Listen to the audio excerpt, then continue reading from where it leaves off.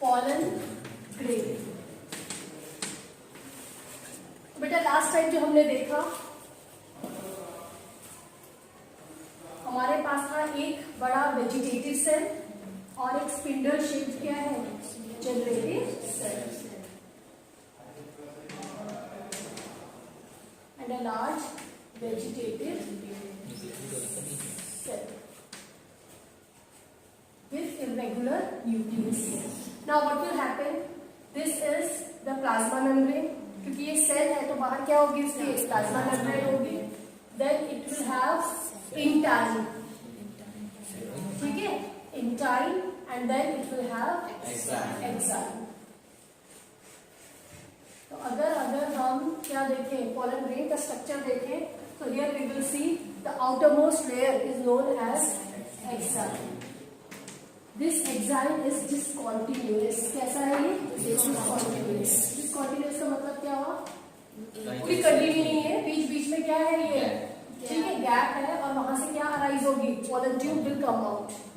जो exine है, it is made up of a very hard substance. एक ऐसे substance से बनी है जो बहुत क्या है, resistant है. किसके लिए resistant है? It is resistant to alkali, acid, temperature and enzymes. ठीक है, तो जो एक्साइन है, it is made up of sporopollenin. Sporopollenin याद रखेंगे composition. Exine is the outer most layer. Chemical composition की बात करें, किससे बनी हुई है, स्पोरोपोलेनिन. ये स्पोरोपोलेनिन आता कहाँ से है, आपको मैंने लास्ट टाइम बताया था, टैपिटम. ठीक है, तो इसका सिक्रेशन कौन करता है, टैपिटम, याद रखेंगे. ठीक है, तो exine is made up of sporopollenin which is secreted by tapetum. किसने सिक्रीट करा इसे, टेपिटम ने. It is resistant to alkali, acid, temperature and enzymes. Clear, ये बात समझ में आ गई. तो इसका काम क्या होगा बेटा, क्योंकि ये रेजिस्टेंट है तो ये क्या कर रहा है, प्रोटेक्शन. Very good, protection.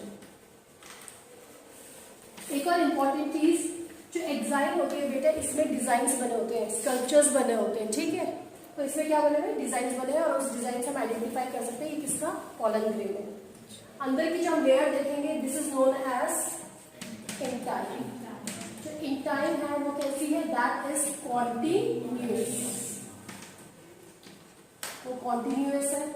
किसकी बनी है, it is made up of cellulose and pectin. दूसरा, इसका काम क्या है, what is the role of intine. It helps in the formation of pollen tube. ठीक है, पॉलन ट्यूब के फॉर्मेशन में ये हेल्प करेगी. पॉलन ट्यूब अंदर क्या हो जाएगी, प्लाज्मा मेम्ब्रेन हो जाएगी. ये आपका क्या हो गया, वेजिटेटिव सेल हो गया, और ये आपका हो गया जेनरेटिव सेल. इंपॉर्टेंट बात देखेंगे बेटा, 60% प्लांट में जो पॉलन ग्रेन है वो रिलीज होते हैं कौन सी सेल स्टेज में, 2 सेल स्टेज, 2 सेल में. और जो रेस्ट 40% प्लांट्स हैं उनमें ये रिलीज होते हैं 3 सेल स्टेज में. 3 सेल स्टेज का मतलब है बेटा, अगर 2 सेल की हम बात कर रहे हैं तो इसमें कौन कौन से 2 सेल होंगे, एक वेजिटेटिव सेल होगा और एक क्या होगा, जेनरेटिव सेल. लेकिन अगर मैं 3 सेल स्टेज की बात करूं तो उसमें क्या होगा, 1 vegetative cell plus 2 male gametes. यानी कि फर्दर इसका डिवीजन हो जाएगा जब 3 सेल स्टेज होगी जनरेटिव सेल का, and it will result in the formation of 2 male gametes. 2 male gametes. कोई प्रॉब्लम है इतना?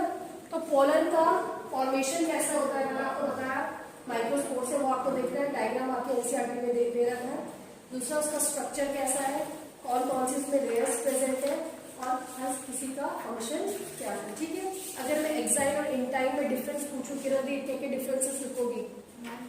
एक्साइन आउटरमोस्ट लेयर है और इंटाइन इनरमोस्ट लेयर है. इनरमोस्ट तो नहीं है बेटा, जो बेसिक डिफरेंस है वो बताओ.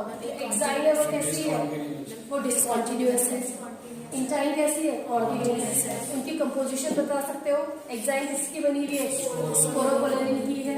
फंक्शन क्या है एक्साइन का, प्रोटेक्शन. इंटाइन किसकी बनी है, सेल्यूलोज और पेप्टाइड की. फंक्शन क्या है, मॉलिक्यूल फॉर्मेशन. इसी तरह से वेजिटेटिव सेल और जनरेटिव सेल में आप डिफरेंस कर सकते हैं, ठीक है। क्लियर हो गया पॉलन ग्रेन। अब ये जो पॉलन ग्रेन है बेटा, they are rich in nutrients, इसलिए इसको हम क्या यूज कर सकते हैं एज अ सप्लीमेंट, ठीक है। जो एथलीट्स होते हैं या जो हॉर्सेस रेस में पार्टिसिपेट करते हैं उनको क्या दिया जाता है, पॉलन्स दिए जाते हैं, because they are rich in nutrients, ठीक है। तो उसकी क्या आ जाएंगी, टैबलेट्स आ जाएंगी या सिरप्स आ जाएंगी।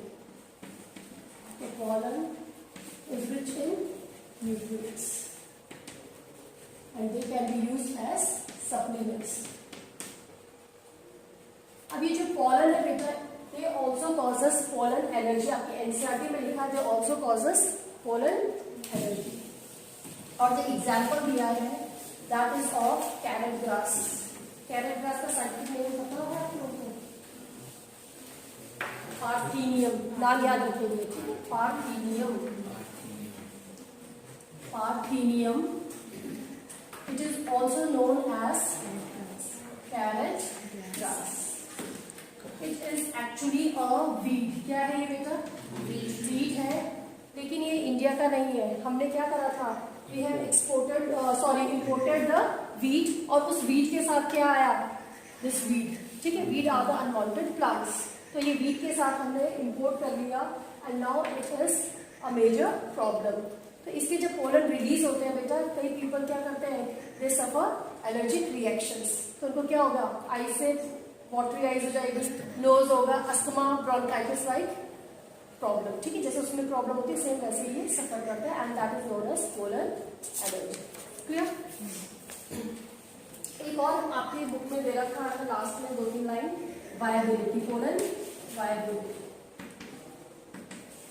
वायबिलिटी का मतलब क्या है, पोलन वायबिलिटी का, it is the maximum time, ठीक है, कितना टाइम ले रहा है पोलन को जर्मिनेशन में and the formation of pollen. तो viability, maximum time taken by pollen to germinate. और जब जर्मिनेट होगा तो ये क्या प्रोड्यूस करेगा, pollen and form pollen tube।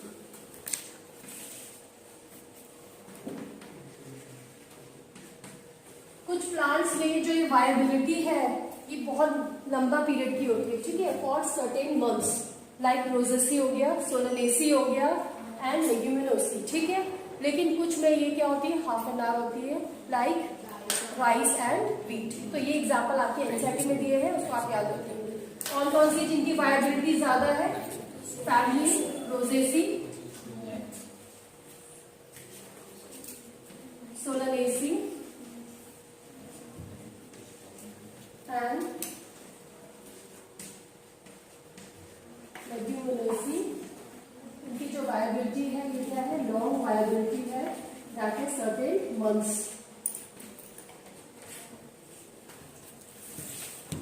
And rice and wheat, इनकी जो वायबिलिटी है, pollen viability, it is half an hour, short.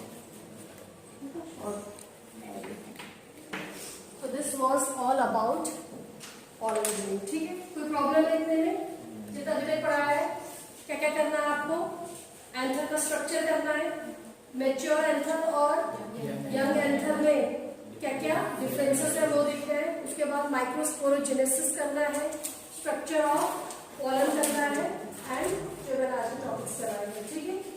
उसके बाद हम नेक्स्ट टॉपिक में आते हैं, that is the female reproductive part.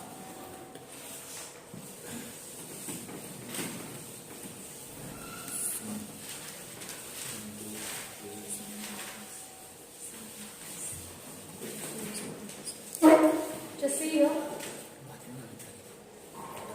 pistil, it is also known as carpel, clear? It is the female reproductive part, मैं पहले भी बता चुकी हूँ आपको।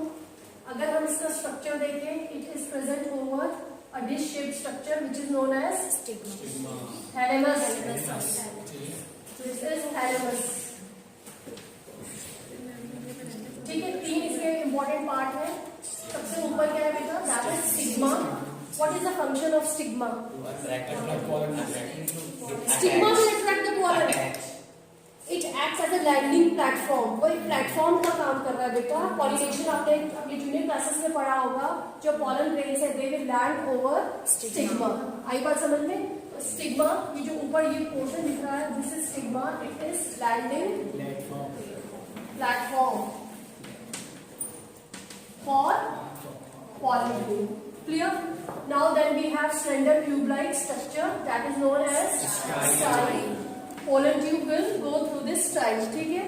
And नीचे ये जो portion है, this swollen portion, it is known as ovary. Inside the ovary, अगर हम ovary के अंदर देखें, या तो सिंगल हो सकती है या कई सारे क्या हो सकते हैं, चैम्बर्स हो सकते हैं। उन चैम्बर्स को हम क्या कहेंगे? लॉक्यूल्स। क्लियर? कभी आपने भिंडी काट के देखी होगी या टोमेटो देखा होगा, सैलेड में जब खाया होगा, उसको जब कट करेंगे तो भिंडी के अंदर आपको कुछ इस तरह का स्ट्रक्चर दिखता है बेटा, इस तरह के कंपार्टमेंट्स, ठीक है? तो जो ओवरी है, अगर उसके अंदर कई सारे कंपार्टमेंट्स हैं, उन कंपार्टमेंट्स को हम क्या कहते हैं? ओवेरियन कैविटी या फिर लॉक्यूल। इस ओवरी में क्या प्रेजेंट होगा बेटा? ओवरी के अंदर ovule is present like this, ठीक है? मैंने आपको बताया था, अगर सिंगल आपकी कार्पल है then it will be called as monocarpel, ठीक है? अगर 2 कार्पल होंगे तो बाइकार्पल या बाइकार्पिलरी, और अगर मोर देन 2 होंगे देन मल्टीकार्पल। तो 3 टर्म्स याद रखेंगे, monocarpellary, single carpel, 2 carpel present है बाइकार्पिलरी, और अगर 2 से ज्यादा कार्पल प्रेजेंट है मल्टीकार्पिलरी। अगर कार्पल फ्यूज्ड है then it will be called as syncarpous, ठीक है? और अगर फ्री है तो एल्कोकार्पस। सिनकार्पस का एग्जांपल क्या दिया था? वेरी गुड, सिनकार्पस, यानी कि क्या है, आपकी जो कार्पल्स है वो फ्यूज्ड है। और इसका एग्जांपल याद रखेंगे आप, जो नहीं करते हैं, दैट इज पैपेवर। डायग्राम दे रखा है, वो देख लेंगे। और अगर हम एपोकार्पस की बात करें, फ्री है, निकेलिया, ठीक है? निकेलिया बोलते हैं, निकेलिया, निकेलिया, ठीक है? इट इज निकेलिया, जो आपके कार्पल्स क्या है, विच आर फ्री। अब मैंने आपको बताया ओवरी है, inside the ovary is present ovule, ठीक है? This ovule is known as megasporangium, नाम पता होना चाहिए। ओव्यूल क्या है? मेगास्पोरेंजियम। और जब हम एम्ब्रियो सैक पढ़ेंगे, that is the female gametophyte. So first of all, we will study the structure of ovule, that is megasporangium.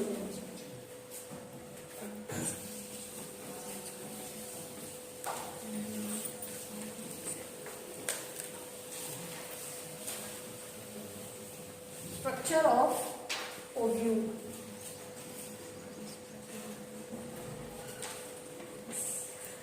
Megasporangium. Just see है बेटा, जो ओव्यूल है उसकी एक स्टॉक होती है, मैं बहुत रफ सा डायग्राम बता रही हूँ। Stalk, and the stalk is known as funicle. क्या कहते हैं इसे? फलिकल, ठीक है? इस स्टॉक के थ्रू किससे अटैच होती है? It is attach to the placenta. Clear? Ovary है, ओवरी में क्या प्रेजेंट है? प्लेसेंटा है, और प्लेसेंटा से क्या अराइज होगा? ओव्यूल अराइज होगा, लेकिन वो अटैच किसके थ्रू होगा? फलिकल के थ्रू, ठीक है? तो the stalk of the ovule is known as funicle, and suppose this is the ovule. ये आपका क्या है? ओव्यूल है। तो ये ओव्यूल है और ये फलिकल है, इनके बीच का जो जंक्शन होता है इसे कहते हैं हाइलम। क्या कहते हैं? Hilum. This is the ovule. Clear? And this ovule is protected by 2 layers, जिनको हम क्या कहते हैं? इंटेग्यूमेंट्स। ये इनर इंटेग्यूमेंट है, ये आउटर इंटेग्यूमेंट है। इंटेग्यूमेंट्स अंदर क्या प्रेजेंट है? टिश्यू प्रेजेंट है जो डिप्लॉयड है, और उसको हमने नाम दिया न्यूक्लियस। क्या नाम दिया? न्यूक्लियस। क्लियर? जहां पे इंटेग्यूमेंट प्रेजेंट नहीं है, where the integument is absent, that portion is known as micropyle, and it is always present at the tip. कहाँ प्रेजेंट होगा वो? Tip of the ovule. याद रखेंगे, हमें पोजीशन बतानी होती है किसकी? ओव्यूल की। तो टिप होगी क्या होगा? माइक्रोपाइल प्रेजेंट होगा, और जस्ट उसके ऑपोजिट या हम बोल सकते हैं ओव्यूल का जो बेस होता है वो क्या, उसका नाम लेंगे हम? चैलिजा। क्लियर हो गया? ये तो था आपका इरेक्ट ओव्यूल, सीधा ओव्यूल है, लेकिन जो आपके कोर्स में है वो है इन्वर्टेड ओव्यूल, उसको हम बोलते हैं एनाट्रोपस ओव्यूल। ये कौन सा ओव्यूल हो गया? Orthotropous. This is orthotropous ovule. कोई प्रॉब्लम नहीं, ये जो डायग्राम मैंने बनाया है ऑर्थोट्रोपस ओव्यूल का बनाया है, जो सीधा है। तो जब सीधा है तो ऊपर हमेशा क्या प्रेजेंट होगा? माइक्रोपाइल। माइक्रोपाइल को कैसे आइडेंटिफाई करेंगे? वहां क्या प्रेजेंट नहीं होगा? इंटेग्यूमेंट्स प्रेजेंट नहीं होगी, जो कवरिंग है प्रोटेक्टिव कवरिंग वो प्रेजेंट नहीं होगी। लेकिन जस्ट उसके ऑपोजिट क्या होगा? चैलेंजा। अगर मैं बोलूं बेस में क्या प्रेजेंट है? माइक्रोपाइल और चैलेंजा, कौन सा रीजन आ जाएगा? चैलेंजा। क्लियर? जो एनसीईआरटी के सिलेबस में दिया है that is the inverted ovule, जिसे हम कहते हैं एनाट्रोपस ओव्यूल। ठीक है, इसमें भी ये जो डायग्राम दिख रहा है आपको, ये कैसा होगा? इन्वर्टेड होगा कि इरेक्ट होगा? ये आपका कैसा है? और इन्वर्टेड होगा तो आपको क्या बोलेंगे? Anatropous ovule. ठीक है, जस्ट सी हियर बेटा,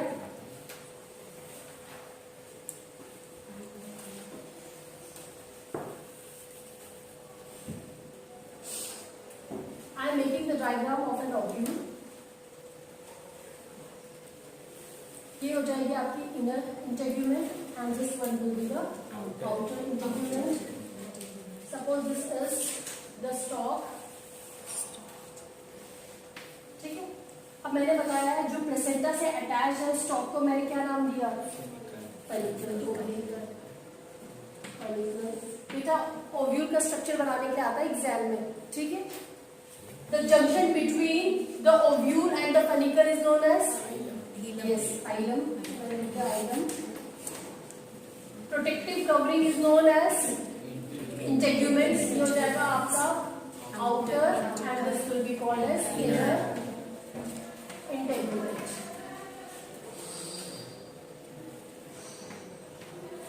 Clear?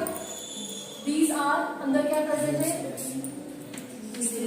टिश्यू प्रेजेंट है एंड टिश्यू को हमने नाम दिया न्यूक्लियस।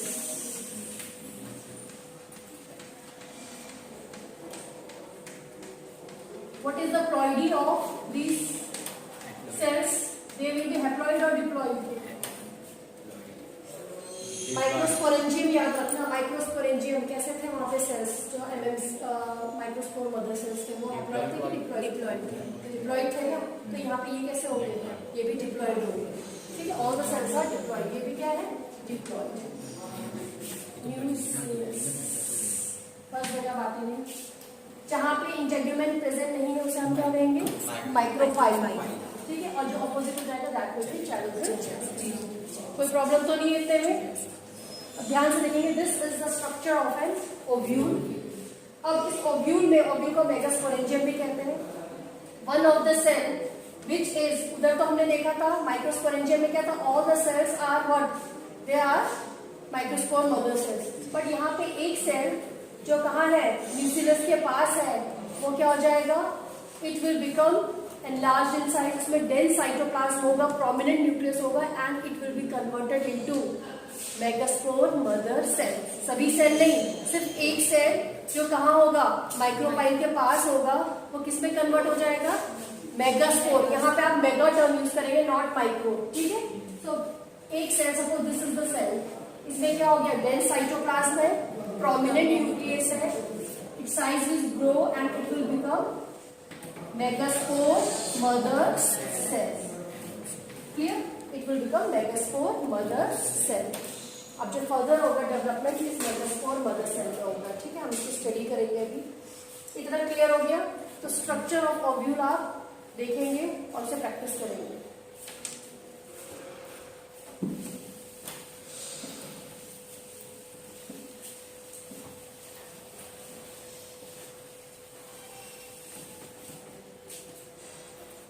देखो बेटा, this is a megaspore mother cell. ये कौन सा सेल था? न्यूक्लियस का सेल था। इसके चारों तरफ कौन से सेल्स होंगे? न्यूक्लियस के सेल्स होंगे। ठीक है, मेगास्पोर मदर सेल कैसा है इसकी nature? It is diploid in nature. It will undergo meiosis. Meiosis होगा, then what will happen? 4 cells will be formed. ठीक है, 4 megaspores will be formed. कैसे होंगे ये, हैप्लॉइड और डिप्लॉइड? ये विल बी हैप्लॉइड, क्योंकि क्या हुआ है, इनमें से मैंने आपको बताया था वहां पे तो ऑल द 4 वर फंक्शनल, जो हमने माइक्रोस्पोर्स पढ़े थे, लेकिन यहाँ पे जो 3 सेल्स हैं दे गेट डीजेनरेटेड, ये 3 सेल क्या हो जाएंगे, डीजेनरेट हो जाएंगे, and 1 will remain functional and it will be known as functional megaspores. Functional megaspore. कोई प्रॉब्लम है इतने में? क्या डिफरेंस था वहां पे? वहां पे जो माइक्रोस्पोर मदर सेल था, पहली चीज वो डिप्लॉइड था, उसमें मियोसिस हुआ, वी गॉट 4 माइक्रोस्पोर टेट्राड मिला जो हैप्लॉइड था, एंड ऑल वर फंक्शनल। तभी वहां पे एक मेगास्पोर मदर सेल से कितने पॉलन ग्रेन बने थे, 4। लेकिन यहाँ पे अगर मैं बोलूं मेगास्पोर मदर सेल 1 है, ठीक है, तो आगे चल के हमें कितने क्या मिलेंगे, एक्स मिलेंगे, तो quantity will remain the same. वहां पे हमने इंटू 4 कर दिया था, तो ये इस तरह से क्वेश्चन आते हैं, किसमें आता है, एग्जाम्स में आता है, ठीक है। This is functional megaspore. Clear हो गया? इस प्रोसेस को हम क्या कहेंगे, formation of megaspore from megaspore mother cell, megasporogenesis, ठीक है। वो क्या था, microsporogenesis, this will be megasporogenesis. तो formation of megaspore from megaspore mother cell is known as megasporogenesis. Genesis means formation, किसका formation, मेगास्पोर का। The type of division which is involved, क्या बोलेंगे उस division को, कौन सा division involved है इसमें, meiosis, ठीक है, meiosis involved है। Now we will study only this, ये जो मेगास्पोर है हम उसको स्टडी करेंगे, ठीक है। This is the megaspore। बाकी 3 तो हमारे कैसे हो गए, डीजेनरेट हो गए, ठीक है। Functional megaspore.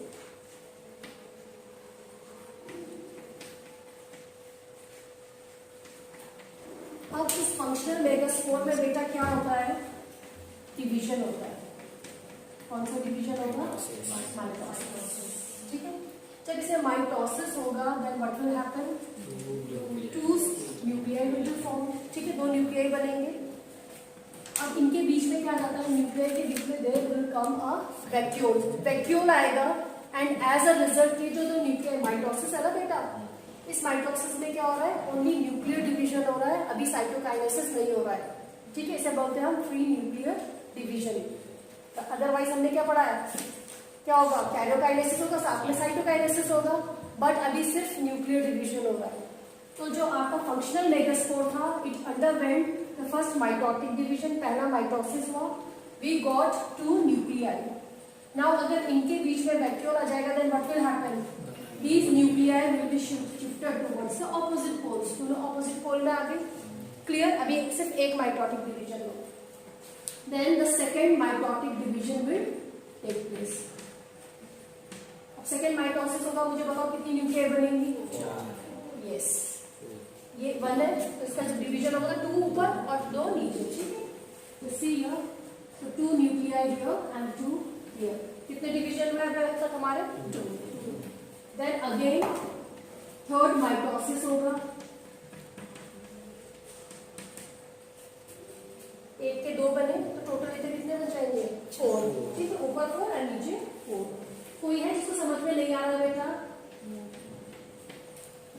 ठीक है। जब माइटोसिस होगा बेटा 1 के क्या हो जाएंगे, 2 हुए ना ये, तो 2 कितने हो जाएंगे, 1 2 3 4, ठीक है, 4।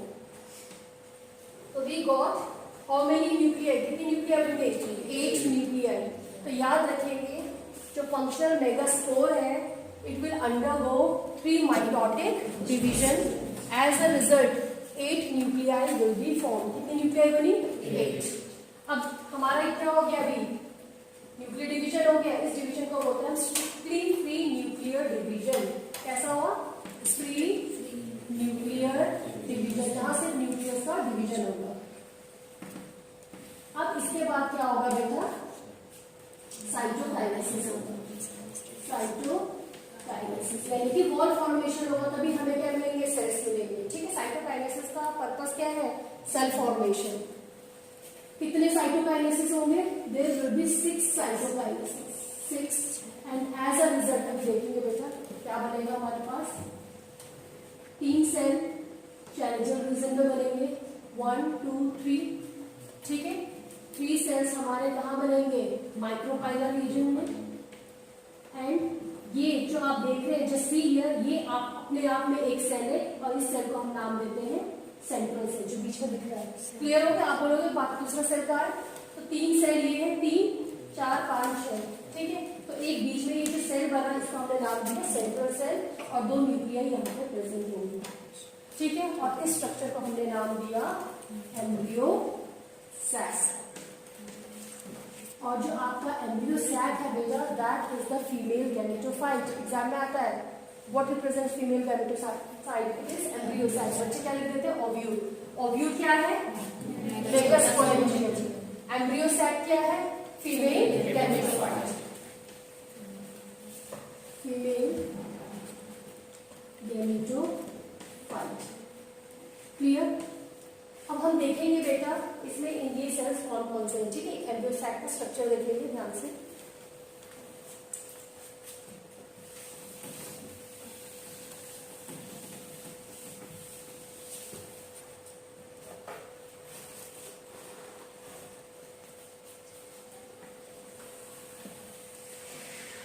ये जो ऊपर वाला रीजन है, ठीक है, जहां पे हमारे 3 सेल्स प्रेजेंट है, एंटीपोडल सेल्स, इनको हम कहते हैं चैलेंजर रीजन। याद रखेंगे जो एंटीपोडल सेल्स होते हैं, ये 3 जो सेल्स हैं दीज आर एंटीपोडल सेल। नाम याद रखेंगे, एंटीपोडल सेल कहाँ पे होगी हमेशा, चैलेंजर रीजन। जो माइक्रोपाइलर रीजन है, ठीक है, वहां पे क्या प्रेजेंट होगा, वहां पे भी 3 सेल्स प्रेजेंट है और इनको नाम हमने दिया बेटा एग एपेरेटस। क्या नाम दिया, egg apparatus. Just see here, egg apparatus में जो बीच में बड़ा सेल है actually it is the egg. ये क्या है, egg, that is the female gamete, ठीक है, it is the female gamete. और साइड में जो 2 सेल्स हैं इनको हम कहते हैं सिनर्जिड्स। सिनर्जिड्स बहुत इंपॉर्टेंट है, इसका स्ट्रक्चर आता है, ठीक है। जो ये सिनर्जिड्स है, ठीक है, इनमें क्या प्रेजेंट होती है, सेलुलर थिकनिंग प्रेजेंट होती है and this thickening are known as filiform apparatus. Filiform ये फिलिफॉर्म एपेरेटस का काम कई बार एग्जाम में पूछा, what is the function, what is the role of filiform apparatus. जो सेलुलर थिकनिंग है इनका काम होता है to guide the pollen entry, pollen tube, sorry, to guide the pollen tube. जो पोलन ट्यूब एंटर करती है उनको गाइड करता है, to guide the pollen tube entry, ठीक है। क्लियर हो गया ये। यहाँ पे क्या प्रेजेंट है, बीच में पोलर न्यूक्लियाई, ठीक है। अब मैं आपसे क्वेश्चन पूछती हूँ, इस एम्ब्रियो सैक में कितने हमारे न्यूक्लियाई हैं और कितने हमारे सेल्स हैं, बताइए। सेल्स बताओ पहले, सेल्स कितने हैं, 7। कौन कौन से हैं, 3 एंटीपोडल सेल्स, 3 ये एग एपेरेटस हो गए, 6 और बीच में ये क्या है, बड़ा सा सेंट्रल सेल, इसका नाम है central cell. Central cell. So these are, there are 7 cells. Nuclei देखो 1 2 3 4 5 6 7 8 nuclei. तो एम्ब्रियो सैक में there are 8 nuclei and 7 cells. Clear हो गया, इतनी बात समझ में आएगी। एक क्वेश्चन आता है, which is the largest cell in the embryo sac? Largest cell कौन सा हो जाएगा, सेंट्रल सेल। लेकिन अगर यही क्वेश्चन में थोड़ा मॉडिफाई कर दूं, एग एपेरेटस में लार्जेस्ट सेल कौन सा है, तो आप क्या करेंगे, यस, एग, ठीक है। अभी बताया था ना मैंने आपको, ये एग एपेरेटस है, इसमें जो बड़ा सेल है that is egg. So this is the structure of an embryo sac, that is the female gametophyte. Clear है, कोई प्रॉब्लम है इतने में? तो इसमें आपने क्या पढ़ना है, स्ट्रक्चर ऑफ पिस्टिल पढ़ना है, कार्पल पढ़ना है, सिनकार्पस और एपोकार्पस का एग्जाम्पल याद रख लेंगे बोर्ड के एग्जाम में, या फिर नीट में कई बार आ जाता है कि डायग्राम्स आपको आइडेंटिफाई करना होता है, ठीक है। जो सिनकार्पस है, लग तो रहा है कि वो एक ही है पिस्टिल, लेकिन वो क्या है, फ्यूज्ड है, पेपर का जो बना रखा है। इसके बाद नेक्स्ट आपने क्या पढ़ा, स्ट्रक्चर ऑफ ओव्यूल पढ़ा।